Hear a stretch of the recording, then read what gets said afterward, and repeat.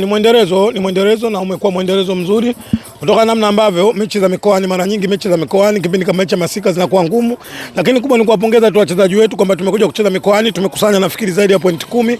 Kwetu ni jambo jema, ni jambo zuri, alafu kinaashiria namna ambavyo tunakokwenda. Waswahili wanasema kwamba safari yote ukiona nzuri basi inaanzia mapema.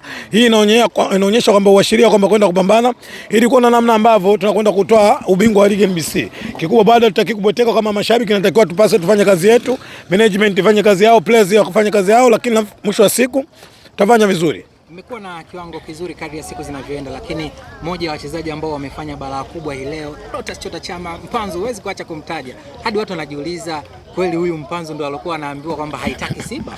Mimi kwangu ukiniuliza nasema wachezaji wote wa Simba wamecheza vizuri. Maana leo nikikupa story ya Mpanzu namna ambavyo alivyofunga, utaniuliza goli ya Geo unalionaje? Nikwambia goli ya Geo tutakwenda kuuliza magoli mengine. Mimi kwangu naona wachezaji wote wamecheza vizuri. Na huu ni mwendelezo wa wachezaji wa Simba chini ya mwalimu Steven Becker. Kuna namna ambavyo anatengeneza timu inakwenda vizuri. Kwa sababu unajua tuna asilimia kubwa ya wachezaji ambao tumeongeza kwenye dirisha dogo. Mwalimu tumemleta mpya, lakini siku hadi siku naona namna ambavyo timu inavyobadilika, spirit ya wachezaji inakuwa iko juu.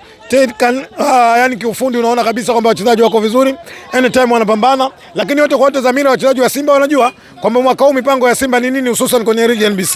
Kwa hiyo mimi naamini kwamba sasa hivi tumemaliza na mechi ya Namungo, moja katika mechi ambayo nilikuwa nafikiria, kwa sababu siku zote tunapokuwa Ruangwa tunakuja kucheza mechi ngumu sana. Tunacheza mechi ngumu ndani ya uwanja, maana yake tunapambana na wachezaji 11, lakini nje ya uwanja unakwenda kumtaja Juma Ramadhani Mgunda, moja katika walimu ambao mimi nakubali wana uwezo mkubwa wa kufundisha na historia yake ni ndefu, ambayo nikizungumzia tutamaliza muda. Sisi wenyewe tunamkubali Juma Mgunda. Ameandika historia kwenye Simba Sports. Nafikiri katika mashindano ya kabingwa miaka miwili iliyopita ndio kocha pekee aliyefanya Simba kupata back to back mechi mbili ugenini klabu bingwa barani Afrika. Ni kocha mkubwa. Kwa hiyo nilikuja kwa tahadhari kubwa kama mshabiki. Nilikuwa naongea, lakini na imani kwamba kwenda kukutana na timu ngumu, lakini wachezaji wamefanya kwa timu rahisi yenye mechi nyepesi. Tumeshinda goli 3 kwa burudani na rejea nyumbani.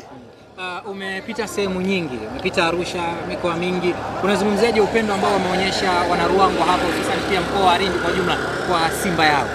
Kama ulivyosema, nilianza Mwanza, nikaenda Arusha, nikarejea Dar es Salaam, nikanyosha Ruangwa. Mashabiki wa Simba hususan wa Ruangwa, mimi nafikiri kwamba hawana mapenzi ya Simba. Maana yake kuna mapenzi yanaanza, mahaba yanafanyaje? Yanafuatia. Mimi nafikiri kwamba mashabiki wa Simba wa Ruangwa wana mapenzi makubwa na klabu ya Simba.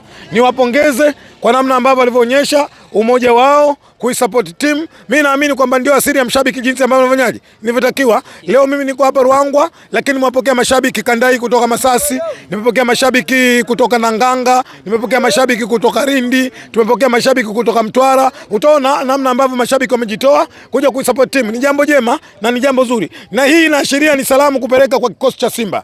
Ni salamu kupeleka kwa wachezaji wa Simba kwamba wana Simba wanahitaji ubingwa wa NBC mwaka huu.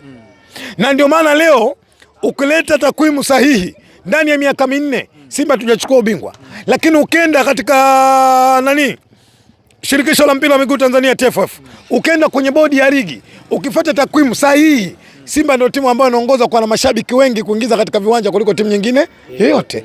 Hii inaonyesha namna ambavyo mashabiki wa Simba walivyokuwa na mahaba kubwa na timu. Kwa hiyo wachezaji lazima wajue tunavyotembea hivi na timu, kuisupport timu. Mashabiki wanatoka kama leo Masasi, wametoka na Nchinga huko, wengine labda wametoka na Nganga kama nilivyosema, wamekuja kuisupport timu wao. Kikubwa kuna namna ambavyo timu inapata matokeo, lakini mwisho wa siku tunakwenda kwa mabingwa wa ligi NBC. Labda tumalize na hili. Mara baada ya hapa mnaelekea pale visiwani Zanzibar kwenye muungano, kisha mara baada ya hapo mnakutana na Mtani. Hem, tuzungumze hivi vitu ambavyo viwili vipo mbele yenu.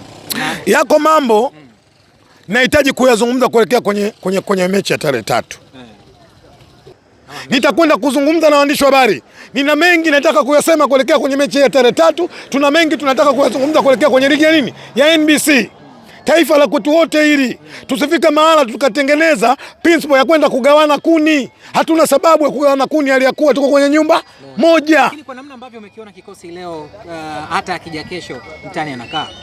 Yes, tuna kikosi bora. Na ndio maana leo ukiangalia takwimu Dar es Salaam Young Africans hajafungwa, lakini mwenye akili timamu anajua Yanga alifungwa, isipokuwa waamuzi wamekataa Yanga asifungwe. Yaani ukiangalia kistandard kwenye msimamo wa ligi, ni kweli kwamba Yanga hajafungwa, lakini ukienda kiakili zaidi kama mfuatiliaji, unaamini kwamba Yanga alifungwa isipokuwa waamuzi wamekataa Yanga zifanyaje? Wasifungwe. Na hili nenda kauliza kamati ya masaa 72 utakupa majibu na barua nayo kwamba ile ilikuwa goli.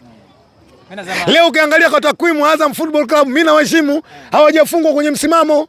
Lakini waamuzi ndio ambao wao wamesababisha Azam mpaka sasa waonekane asifungwe. Hawa watu ambao wanaambiwa kwamba wao ni timu bora, maana yake Yanga anaongoza ligi, sisi tumecheza nao tena wametupeleka Guantanamo. Nini matokeo yake?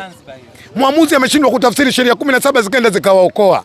Kwa hiyo sisi tunachozungumza kama Watanzania tuna uhuru wa kuzungumza, tuna haki ya kupata haki kana kwamba wengine wanavyopata nini? Wanavyopata haki, lakini haya narudi Dar es Salaam inshallah, niombeeni Mwenyezi Mungu tutakuja kuyazungumza. Nashukuru sana mwandishi wa habari.